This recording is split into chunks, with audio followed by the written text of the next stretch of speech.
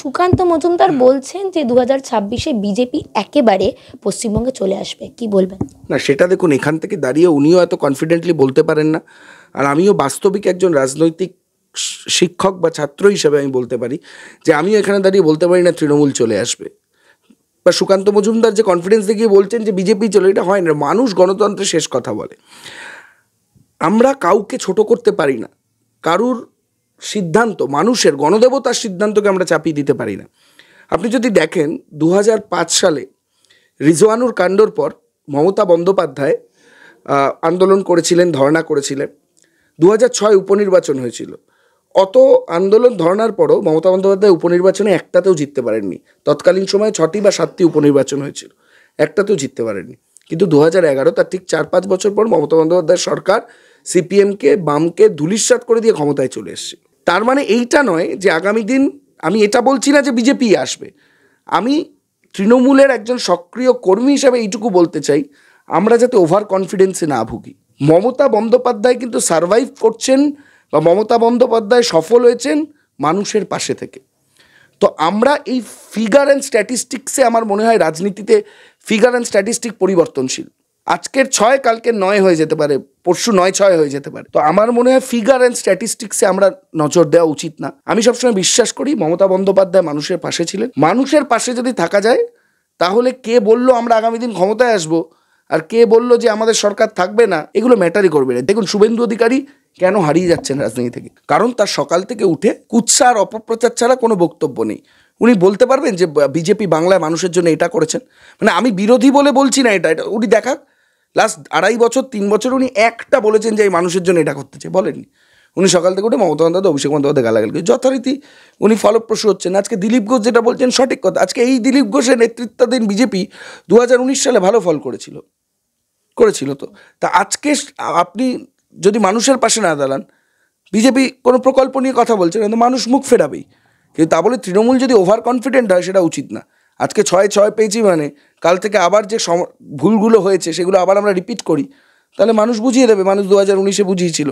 তো আমার মনে হয় মমতা বন্দ্যোপাধ্যায় কেন এত বড় নেত্রী জানেন? তিনি নবান্ন সভাঘর থেকে দাঁড়িয়ে নিজের দলের সমালোচনা করেছেন। এগুলো কারা কারা করছো? পশ্চিমবঙ্গ কেন, ভারতবর্ষের আরেকজন মুখ্যমন্ত্রীকে দেখান তো তার সভাঘর থেকে বসে এই কথা বলার সাহস রাখে। লোকে হয়তো বলবো ওই দেখো কয়লার কথা বলেছে, বালির কথা বলেছে। আরে একটা দল, একটা বৃহত্তর পরিবেশ, সেখানে কেউ কেউ ভুল করছে, সেখানে তো নেত্রী দাঁড়িয়ে থেকে বলছেন। এটা তো অন্য কেউ করার ক্ষমতা রাখে না। বিজেপি বলতে পারবে তারা নিটে কেলেঙ্কারি করেছে? বিজেপি আদানি নিয়ে কেন চুপ আছে? 1000 কোটি টাকার স্ক্যাম বলতে পারবে না? নরেন্দ্র মোদী তার পিএমও অফিস থেকে দাঁড়িয়ে বলতে পারবেন আদানি ভুল করেছে, এই আদানিকে আমি সমর্থন করেছিলাম? এটা মুখ্যমন্ত্রী পারেন। তাই 6-0 হলো কি বিজেপি ক্ষমতায় এলো, এগুলো তো কি হবে, বা তৃণমূল 292টাই পেয়ে গেল, এগুলো তো ভবিষ্যৎবাণী, এগুলো হয় না। কিন্তু মানুষের পাশে থাকলে, যে মানুষের পাশে, মানুষ তার পাশে। এই জন্যই মমতা বন্দ্যোপাধ্যায় প্রত্যেকটা নির্বাচনে জিতছেন। এবং আমি দৃঢ়ভাবে বিশ্বাসী, নেত্রীর ছবিটা যতক্ষণ আছে, নেত্রী যতক্ষণ ছাতা হিসাবে আছেন, ততদিন তৃণমূলের আসন সংখ্যা বাড়তে থাকবে, কমার কোনো প্রশ্নই নেই। কিন্তু একই সাথে আমি এইটুকুও বিশ্বাসী, নেত্রী এমনভাবে পরবর্তী জেনারেশনকে দাঁড় করিয়ে দিয়ে যাবেন যে ওই গ্রাফ তৃণমূল কংগ্রেসের আগামী কয়েক দশকে পড়া সম্ভব নয়। বিজেপিতে যুক্ত হচ্ছেন রাজন্না হালদার, কথার সমালোচনা, এই সমালোচনা এখন একাধিক জায়গায়, একাধিক হাওয়ায় উঠছে। কারণ বারবার লোকসভা ভোটের আগেও আমরা শুনেছি যে বিজেপিতে যোগদান করার একটা কথা উঠেছিল, সমালোচনা উঠেছিল রাজন্না হালদারের নামে। উপনির্বাচন শেষ, রাজন্না হালদার কি যাচ্ছে বিজেপিতে? না, আমার স্পষ্ট উত্তর আগেও ছিল না, এখনো উত্তর না, আগামী দিনেও নাই থাকবে। প্রান্তিক চক্রবর্তী, বারবার প্রশ্ন উঠছে যে দল থেকে সাসপেনশন, তারপরে কি কোনোভাবে বিজেপি বা আরজিকর আন্দোলনে যে বামেদের প্রভাব পড়েছিল, সেখানে বামেদের কাছে কোনোভাবে যুক্ত হচ্ছে? না, প্রান্তিক চক্রবর্তী এখন সিনেমায় বেশি করে নিযুক্ত আছে। যে সিনেমার জন্য প্রান্তিক চক্রবর্তীকে সাসপেন্ড করা হয়েছে, প্রান্তিক চক্রবর্তী আরও বেশি সিনেমায় নিযুক্ত হয়ে পড়েছে এই মুহূর্তে। ইতিমধ্যেই রাজন্না হালদার একটি ছবি পরিচালনা করে ফেলেছে, ছোট ছবি, কিছুদিনের মধ্যেই সেটা আসবে। সেটা প্রান্তিক চক্রবর্তী অভিনয় করেছে। এবং আমাদের একটা বড় ছবি আমার পরিচালনায়, কমার্শিয়াল ছবি, যেটা জানুয়ারি মাস থেকে শুটিং শুরু হবে। তো প্রান্তিক এখন সিনেমায় নিযুক্ত, আর তৃণমূলে ছিল, তৃণমূলে আছে, সিনেমায় নিযুক্ত আছে। অন্যান্য দল নিয়ে এখন একদমই ভাবিত নয় প্রান্তিক। বারবার একটা কথা উঠেছিল যে বিজেপি থেকে অফার আসা সত্ত্বেও, তোমারই কথা অনুযায়ী অফার আসা সত্ত্বেও তুমি সেখানে সেই অফারটা নাওনি বা গ্রহণ করনি। সেক্ষেত্রে কি বলবে, এখনো কি সেরকম কোনো হাতছানি রয়েছে যে যদি বিজেপি বা বাম সেই জায়গা থেকে অফার আসে? কারণ ছয়ে ছয় তৃণমূল আমরা দেখলাম উপনির্বাচনে, তারপরে 2026-এর জন্য একেবারে দল বেঁধে তৈরি হচ্ছে বাম এবং বিজেপি। সুকান্ত মজুমদার বলছেন যে বিজেপি 2026-এ আসছে। তোমার কাছে কি এরকম কোনো অফার আসতে পারে? দেখুন, অফার আসতে পারে কি পারে না সেটা তো তখন বোঝা যাবে, কিন্তু আমার উত্তর যেটা হবে সেটা হচ্ছে না, আ বিগ হিউজ নো। তো সেই জায়গায় দাঁড়িয়ে অফার আসলো কি আসলো না সেটা অপ্রাসঙ্গিক, বদার্ড নই আমি সেটা নিয়ে। দলের দুজন প্রাক্তনই বলবো, এখন আপাতত প্রাক্তন নেতা এবং নেত্রী আমার সঙ্গে বসে রয়েছেন। প্রশ্ন এটাই বারবার, এখন যেহেতু সামনে 2026 উপনির্বাচন, তাই জন্য আরও একটা প্রসঙ্গ বারবার তৃণমূলের দলে উঠছে যে মুখ্যমন্ত্রী হওয়ার জন্য অনেকেই চাইছেন যে অভিষেক বন্দ্যোপাধ্যায় উপমুখ্যমন্ত্রী হবেন, কিন্তু প্রশ্ন উঠছে যে মমতা বন্দ্যোপাধ্যায় না অভিষেক বন্দ্যোপাধ্যায় মুখ্যমন্ত্রী হওয়ার জন্য কে সব থেকে বেশি যোগ্য? তোমরা কি বলবে? দেখুন, মুখ্যমন্ত্রী হওয়ার জন্য সবথেকে বেশি কে যোগ্য সেটা সাধারণ মানুষ বিচার করবে। কারণ সাধারণ মানুষের ভোটে প্রথমে জিতে আগে বিধানসভায় এমএলএ সিটটা কনফার্ম করতে হবে। আর দ্বিতীয় বিষয় হচ্ছে যে এটা তো বড়দের একটা ডিসিশন, মানে বড়দের বলতে কি, যারা নেতৃত্ব, স্থানীয় বয়োজ্যেষ্ঠ নেতৃত্ব, তাদের ডিসিশন। এই ডিসিশনে আমার মনে হয় আমাদের বেশি মন্তব্য করা, নাক না গলানোই বেটার। আর অভিষেক বন্দ্যোপাধ্যায় তিনি তো সবসময় নিজেই এটা বলেছেন, মানে আমরা অভিষেক দাকে দেখেই এটা শিখেছি বরং আরও বেশি করে, যে দলের শেষ কথা এবং দলের প্রথম কথা সেটা মমতা বন্দ্যোপাধ্যায় বলবেন। তা অভিষেক বন্দ্যোপাধ্যায় যেখানে তাকে যখন প্রশ্ন করা হয় যে আপনার আইডলকে, তিনিই নিজে প্রশ্নের উত্তরে বলেন মমতা বন্দ্যোপাধ্যায়, তাহলে আমরা তো তাকে দেখেই তার অনুগামী হিসাবে, তার অনুসারী হিসেবে আমরা এটাই শিখেছি। সুতরাং আমার মনে হয় এই যে ধারণা উপমুখ্যমন্ত্রী বা এই যে ধারণা চলে আসছে বারবার নবীন প্রবীণ, এগুলো দিয়ে মানুষকে বিভ্রান্ত করা যাবে না, কারণ মানুষ উত্তর দিয়ে দিয়েছে, উপনির্বাচনেও ছয় ছয় মেরে দিয়েছে।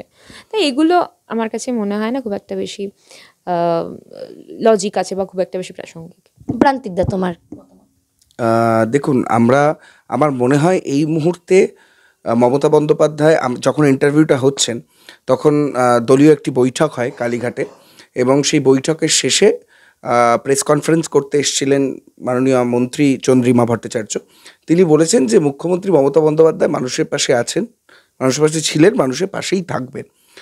তো আমি একটা জিনিস বরাবর মনে করি মমতা বন্দ্যোপাধ্যায় সম্পর্কে, যে মমতা বন্দ্যোপাধ্যায় বরাবরই রাজধর্মের ঊর্ধ্বে মানব ধর্ম পালন করেছেন। তো আমি এটা দৃঢ়ভাবে বিশ্বাস, মানে আমি সাসপেন্ডেড হয়ে এবং আগামী যুগে যদি আমি অন্য কোনো রাজনৈতিক দল, আগামী যুগের কথা বলছি, যদি আমরা অন্য কোনো রাজনৈতিক দলের সাথে যুক্ত হই, সেই যুগান্তর পর্বেও মমতা বন্দ্যোপাধ্যায় আমার জীবনের আদর্শ হয়ে থাকবেন। তো আমার মনে হয় যে মানুষটা রাজধর্মের ঊর্ধ্বে বরাবর মানব ধর্ম পালন করে গেছেন, তিনি সিএমএস সিটে আছেন কি তার কোনো পরবর্তী প্রজন্ম সিএমের সিটে আসছেন, সেটা তার চেয়ে বেটার কেউ বলতে পারবেন না। এবং আমি বিশ্বাস করি মমতা বন্দ্যোপাধ্যায় চেয়ারে থাকুক, চেয়ারে না থাকুক, সেটা বিরোধী নেত্রী মমতা বন্দ্যোপাধ্যায়কে আমরা দেখেছি, আজকেও বিরোধী নেতাদের আমরা দেখি, সেখানে মমতা বন্দ্যোপাধ্যায় বিরোধী নেত্রী হিসেবে আমরা দেখেছি কীভাবে জনকল্যাণে ছিলেন। তো আগামী দিনেও মমতা বন্দ্যোপাধ্যায় যদি চেয়ারে না থাকেন, তাও মমতা বন্দ্যোপাধ্যায় মানুষের সেবায় থাকবেন। তবে মমতা বন্দ্যোপাধ্যায় একটি ইন্টারভিউতে বলেছিলেন যে আমার কোনো চিন্তা নেই, আমার চারটে জেনারেশন তৈরি হয়ে গেছে। তো এটাই তো সব থেকে বড় কথা। তো এখানে লড়াইটা কেন থাকবে আমি জানি না। মানুষ এই যে লড়াই করে আসলে একটা সব কিছু অ্যাজামশানের ওপর। আপনি প্রথম প্রশ্নটা করলেন আপনারা কি বিজেপিতে যাচ্ছেন, আসলে এত অ্যাজামশানের ওপর দুনিয়াটা চলে না, অদ্ভুত। আসলে এখানে মমতা মুখ্যমন্ত্রী হবে না অভিষেক মুখ্যমন্ত্রী হবে না XYZ মুখ্যমন্ত্রী হবে, সেটা গুরুত্বপূর্ণ নয়। একজন নেত্রী, তিনি তার 4টে জেনারেশন তৈরি করে গেছেন, তার মধ্যেই তো কেউ মুখ্যমন্ত্রী হবেন। 26-এ না হোক 31 হবে, 31-এ না হোক 34 হবে, সেটা আমার মনে হয় সব থেকে বেশি গুরুত্বপূর্ণ। তবে মমতা বন্দ্যোপাধ্যায়, অভিষেক বন্দ্যোপাধ্যায় যেভাবে দলকে এগিয়ে নিয়ে যাচ্ছেন, রাজন্যা যেটা বলছিল সেটাই আমাদের কাছে গুরুত্বপূর্ণ, বাকি সবটাই অপ্রাসঙ্গিক। মানে এত আনন্দ আয়োজন মমতা বন্দ্যোপাধ্যায়, অভিষেক বন্দ্যোপাধ্যায় ছাড়া পুরোটাই বৃথা। তৃণমূলের এই ভোট সামনে 2026 বিধানসভা, এবং তৃণমূলের যুব সমাজ, যারা ছাত্র সমাজ, তারা কিন্তু খুব সম্পূর্ণভাবে রাজন্যা হালদার এবং প্রান্তিক চক্রবর্তীকে চাইছেন আবারও দলে, কারণ তাদের একটা আদর্শ বলা চলে, তারা এখন দলে নেই বারবার বলছেন, কারণ একটা বিশাল বড় ভূমিকা থাকে নির্বাচনে, সমস্ত যুব সমর্থক বা যুব যারা রয়েছেন সদস্যরা কি মনে হচ্ছে বিধানসভা উপনির্বাচনে তো তোমাদেরকে আমরা দেখতে পেলাম না, নির্বাচনে কি কামব্যাক হতে পারে বিধানসভা নির্বাচনে? না, কামব্যাক তখনই হবে যখন আমি পুরোপুরি পরিপূর্ণভাবে আমি বেরিয়ে যাব, তারপর পুনরাগমন হবে। তা আমি তো গমনই হয়নি, তো পুনরাগমন কি করে হবে? ছিলাম, আছি, থাকবো। এবং এই যে দেখা যেতে পারে কি পারে না বিষয়টা, আমার মনে হয় যে প্রচারে তো আগেও ছিলাম, এখনও আছি। তৃণমূল কংগ্রেসের হয়ে তৃণমূল ছাত্র পরিষদের পদ গেছে, তৃণমূল কংগ্রেস থেকে আমাদেরকে বহিষ্কার করা হয়নি। সাসপেনশন আর এক্সপ্লেনেশনের মধ্যে পার্থক্য রয়েছে। তো অবশ্যই ডেফিনেটলি কেন থাকবো না? আমাদের দল যদি বলে যে মাঠে ময়দানে নেবে কাজ করতে হবে, আমাদের কাছে দুজনের কাছেই প্রথমেই একটাই সিদ্ধান্ত গুরুত্বপূর্ণ ছিল, দলের সিদ্ধান্ত। দল যদি আমাদেরকে বলে স্টেজে থাকলে থাকবো, দল যদি মাঠে ময়দানে থাকলে বলে থাকবো, দল যেখানে থাকতে বলবে সেখানে থাকবো। তো অবশ্যই দল যদি বলে, নিশ্চয়ই আমরা 2026-এ মাঠে ময়দানে নেমে সেই আগের মতোভাবে, আগের যেরকম মানে লোকসভা ইলেকশনে যেরকম ফুল ফ্রেজেড আমরা ব্যাটিং করে গেছি, সেরকম ব্যাটিং করব। ছাত্র দল তারা চাইছে প্রান্তিক চক্রবর্তী আসুক, কারণ প্রান্তিক চক্রবর্তীকে তারা মিস করছে। অনেক জায়গায় এরকম বিভিন্ন আমরা ফুটেজ দেখছি বা অনেক জায়গায় আমরা তথ্যও পেয়েছি। কি বলবেন, আপনি কতটা মিস করছেন বা কিছু মনে হচ্ছে যে ফিরতে পারবে? দেখুন, একটু মজার ছলে বলি যে বর্তমানের থেকে প্রাক্তনীর প্রতি একটু টান উছলে উছলে চলে আসে, এটা চিরকালীন বাস্তব। সে রাজন্যার প্রাক্তনী হোক কিংবা প্রান্তিকের প্রাক্তনী হোক কিংবা যে কোনো হিউম্যান বিংয়ের প্রাক্তনী হোক, তো যখন আমরা সাসপেন্ডেড তখন তাদের কাছে আমাদের ইম্পর্টেন্সটা আরও বাড়বে, এটাই স্বাভাবিক। ঠিক আছে, দেখবেন হঠাৎ করে ওই প্রেমে বিচ্ছেদ ঘটার 3 বছর পর হয়তো বয়ফ্রেন্ড তার গার্লফ্রেন্ডকে একটা SMS করে ফেলে যে আমরা কি আবার ঠিক করে নিতে পারি না, তুমিই ঠিক ছিলে। এই কথাটা কিন্তু ওই মজার ছলে বললেও হয়তো তারা এখন রিয়েলাইজ করছেন যে আমরা ভুল ছিলাম না। আমরা এই সাসপেনশনটায় আমরা কোনোভাবে আমাদের মাথা নেবে যাইনি। আমাদের সাথে তৃণমূল ছাত্র পরিষদ কেন, তৃণমূল কংগ্রেসের বহু নেতা নেত্রীরা এখনও যোগাযোগ রাখেন এবং বহু মানুষ বলেছেন যে এটা ঠিক হয়ে যাবে, এটা কোনো ব্যাপার না। কারণ রাজন্যা বহু ইন্টারভিউতে বলেছে আমাদের খাটের তলা থেকে টাকা পাওয়া যায়নি। তা আমাদের ছাত্র বন্ধুরা আমাদের এগেনস্টে কেন যাবে? তারা তো চাইবে।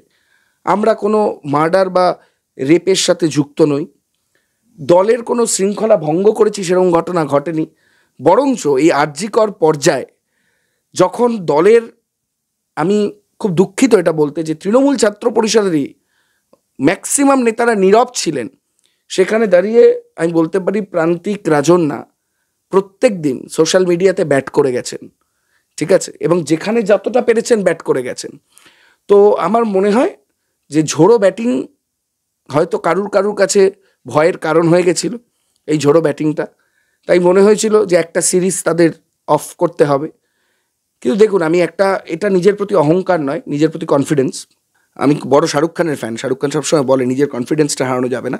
তো সেখানেই আমি বলি যে ফর্ম আপনি চাপাতে পারবেন, ক্লাসকে আপনি কোনোদিন চাপাতে পারবেন না। ঠিক আছে, আমাদের ফর্মটাকে আটকানোর জন্য হয়তো কেউ অভিসন্ধি ঘটাতে পারে, কিন্তু আমাদের শিক্ষা, আমাদের মমতা বন্দ্যোপাধ্যায়ের প্রতি ভালোবাসা, আমাদের রাজনৈতিক ডেডিকেশন, রাজনৈতিক ডিটারমিনেশন, সেটা বিন্দুমাত্র কম কোনো দিন ছিল না এবং আগামী দিনেও কম হবে না। আমি বলছি যে রাজনীতি মানে কিন্তু শুধুমাত্র ঝান্ডা ধরা নয়, রাজনীতি মানে শুধুমাত্র মিটিং বা মিছিল নয়, রাজনীতি মানে আপনার পাশের বাড়ি মানুষটার পাশে দাঁড়ানো, রাজনীতি মানে একটা ছাত্রের পাশে গিয়ে দাঁড়ানো, একটা গরিব অসহায়ের পাশে গিয়ে দাঁড়ানো, অ্যাম্বুলেন্স ডাকা, ফায়ার ব্রিগেডে আগুন লাগলে ফায়ার ব্রিগেড থেকে লোক ডাকা। সেটা প্রান্তিক রাজন্যা বরাবর করেছে এবং আগামী দিনেও করবে। এবং তারা জানে যারা আজকে হয়তো দলের সাসপেনশনের কারণে প্রকাশ্যে বলতে পারছে না, তারাও রাত্রিবেলা জানে যে প্রান্তিক বা রাজন্যা কী করেছে। হ্যাঁ, অবশ্যই মমতা বন্দ্যোপাধ্যায় না থাকলে আমরা এতটা করতে পারতাম না, কিন্তু তাই আমি তাদের এখন আমার প্রাক্তনী হিসাবে ধরি। প্রাক্তনীরা তো একটু বেশি ভালোবাসবেই, সেটা খুব ভালোও লাগে, খারাপ লাগছে না, ভালো লাগছে ব্যাপারটা। একটু শেষের দিকে আসি, একটু বিরোধী দলের কথায় যাব। শুভেন্দু অধিকারী এবং দিলীপ ঘোষ, এরকম বিভিন্ন ক্ষেত্রে দেখা যাচ্ছে একেবারে বিজেপি কিন্তু মুখ থুবড়ে পড়লো আমাদের উপনির্বাচনে। সেখানে বিজেপির অনেকটা আশা ছিল যে কিছুটা হলেও এবারে কামব্যাক করতে পারবে। এখন একটা সব থেকে বড় যেটা দিলীপ ঘোষকে নিয়ে মন্তব্য বা সমালোচনা শুরু হয়েছে, দিলীপ ঘোষ বলছেন যে এইরকম ফল তো প্রত্যাশিতই ছিল, বিজেপি যে হারবে 6টায় 6টা সেটা প্রত্যাশিত ছিল, সেটা দিলীপ ঘোষ নিজেই বলছেন। কি বলবে বিরোধীদের পরিস্থিতিকে নিয়ে এখন বর্তমানে? এটা তো আমার মনে হয় যে দিলীপ ঘোষ ফ্যাক্টটাই তুলে ধরেছেন। তো তো এটা ভালো কথাই উনি বলেছেন, এটা আত্মসমালোচনা দরকার, জানেন তো, মাঝে মাঝে, নইলে নিজের ভুলটা কোনোদিন বোঝা যায় না। এবং আত্মসমালোচনা এই যে দিলীপ ঘোষ নিজে করছেন, আমার মনে হয় সেটা ভালো, ওনাদের দলের পক্ষে নিশ্চয়ই এটা ভালো হবে আগামী দিনেও। তবে তিনি অভিষেক বন্দ্যোপাধ্যায়ের প্রতি যে আস্থাও রেখেছেন, এই যে সৌজন্যবোধ, আমার মনে হয় পরবর্তী প্রজন্মের পলিটিক্সকে যারা প্রফেশন হিসেবে বেছে নেবে, পলিটিশিয়ান যারা হতে চাইবে, তাদের এই সৌজন্যবোধটা দরকার। আর শুভেন্দু অধিকারীর দিক, তিনি তো সম্মানীয় বিরোধী দলনেতা, আমি তো কটু মন্তব্য কোনোদিনই করিনি, আগামী দিনেও করবো না কারোর বিরুদ্ধে। কিন্তু একটা কথা বলবো যে মানে এটা ওনার ব্যাড লাক, উনি যেখানেই যান সেখানে এটা ভরাডুবি হয়ে যায়। তো এই ভরাডুবিটা সত্যিই খুব দুঃখজনক, বেদনাদায়ক, কিন্তু মানুষ তো দিনের শেষে শেষ কথা বলে, আর মানুষ শেষ কথা বলে দিয়েছে। এবং সেটা আমার মনে হয় দিলীপ ঘোষ বুঝতে পেরেছেন যে মানুষ শেষ হাসি হেসেছে এবং সবুজ হাসি হেসেছে। শেষ একটা প্রশ্ন করবো, রাহুল গান্ধী কিন্তু বারবার বলছেন যে নরেন্দ্র মোদীর বিরুদ্ধে তদন্ত হোক, কারণ তদন্ত হলে কিন্তু একটা বড় হিসাব পাওয়া যেতে পারে এবং নরেন্দ্র মোদীও হয়তো গ্রেফতার হতে পারে। ডেফিনেটলি এক্ষেত্রে তো অবশ্যই রাহুল গান্ধী শুধু নয়, আমার মনে হয় যে যারা রাজনীতি, শুধু রাজ্য রাজনীতি নয়, যারা সামগ্রিক বিশ্ব রাজনীতি এবং দেশের রাজনীতি সম্পর্কে সক্রিয় ধারণা পোষণ করে, তারা প্রত্যেকেই চাইবে যে এই যে একটা বড় ঘোটালা, যে ঘোটালার সন্দেহ এবং যে ঘোটালা সম্পর্কে এত তৎপরতা তৈরি হয়েছে, তাতে তো অবশ্যই প্রধানমন্ত্রীর ইতিমধ্যেই উচিত, মানে উচিত কি, আমরা এত টাইম কেন ওয়েস্ট করছি, ইতিমধ্যেই করে ফেলা উচিত ছিল এবং দেখা উচিত ছিল বিষয়টা খতিয়ে। আসলে ওই মানে আড়াল করার একটা প্রচেষ্টা আমার মনে হয় যে সবসময় থেকে থাকে একটা, তো সেই আড়াল করার প্রচেষ্টা বাদ দিয়ে আমার মনে হয় যে হাই টাইম প্রধানমন্ত্রী ইতিমধ্যেই রাহুল গান্ধীর যে বক্তব্য, সেই বক্তব্য অনুযায়ী দেখা উচিত খতিয়ে। এবং আমার পরিষ্কার মনে হয় যে প্রাইম মিনিস্টার ভবন থেকে দিল্লির সিজিও কমপ্লেক্স খুব একটা দূরে নয়, মোটামুটি 1 কিলোমিটার বা 1.5 কিলোমিটার রেডিয়াসে। তো ওনাকে একবার প্রাইম মিনিস্টার ভবনে ঢোকানোর আগে একবার সিজিওতে নিয়ে যাওয়া উচিত। কারণ যদি আজকে অভিষেক বন্দ্যোপাধ্যায়কে আপনি ঘন ঘন ডাকেন, শুধু কলকাতায় নয় দিল্লিতে, আজকে রাহুল গান্ধীকেও আপনারা ডেকেছেন, তো সেখানে আপনার বিরুদ্ধে যখন মানুষ প্রশ্ন তুলছে আদানির মামলায়, তখন আপনিও সেই সৎসাহসটা দেখান, সবাইকে বলুন যে আমাকেও প্রয়োজনে ডাকক, এইটুকু বলুন তো দেখি। আপনার তো এত বড় ছাতি 56 ইঞ্চির, এইটুকু বলুন, তাতে আমি বিশ্বাস করি নরেন্দ্র মোদীর প্রতি মানুষের ভরসা আরও বেড়ে যাবে যে এই তো এক প্রাইম মিনিস্টার যিনি নিজে দাঁড়িয়ে থেকে বলেছেন যে দরকার হলে আমাকেও সিবিআই ডাকুক। এটাও তো ভারতবর্ষে কোনো প্রাইম মিনিস্টার বলতে পারেননি। আমি অনুরোধ করবো, আর ওনার খুব একটা দূরত্ব নয়, মানে আমি দিল্লি যাতায়াত করি তাই আমি জানি ডিস্টেন্সটা খুবই কাছে, অসুবিধাও হবে না। ইতিমধ্যে ওনাকে ডাকাটা খুব দরকার, কেন এই আদানির কার ভোটে, কার টাকায় এত ভোট, ইভিএম কারচুপিগুলো কী সিস্টেমে তৈরি হয়েছে, এত বিদেশ যাত্রা, পার্সোনাল ফ্লাইট, দামি স্যুট, একটু তো তদন্ত হবে। কি অভিষেক বন্দ্যোপাধ্যায় একটা গেঞ্জি পরছেন, একটা চশমা পরছেন, তাই নিয়ে আপনি বড় বড় কথা বলছেন, তো আপনারটা নিয়েও তো একটু তদন্ত হওয়া উচিত। তবে যাই হোক, যেটাই হোক, আমি বিশ্বাস করি মানুষের স্বার্থে রাজনীতি চলুক, মানুষের পাশে থাকা রাজনীতি চলুক। দিনের শেষে মানুষকে ভালো রাখতে হবে। মানুষ অনেক ভরসা করে আশা করে না একটা গণতান্ত্রিক প্রক্রিয়ার মাধ্যমে কাউকে জেতায়। সেটা যদি কোনো আসনে বিজেপিও জেতে, সিপিএমও জেতে, কংগ্রেসও জেতে, যেই জিতুক, জনপ্রতিনিধি হিসাবে মানুষেরকে ফেসিলিটিগুলো দিন, যে দলই হোক। আমাদের এইটুকুই করজোরে অনুরোধ। আগামী প্রজন্মকে, আমাদের মতো যারা আগামী প্রজন্ম, আমি বিশ্বাস করি তারা আরও বেশি মোহিত হবে। আরেকটা মমতা বন্দ্যোপাধ্যায় যাতে একটা হয়ে থেমে না যায়, প্রত্যেক দশক একটা করে মমতা বন্দ্যোপাধ্যায়ের জন্ম দিক, এইটুকুই আমাদের চাহিদা আর কি।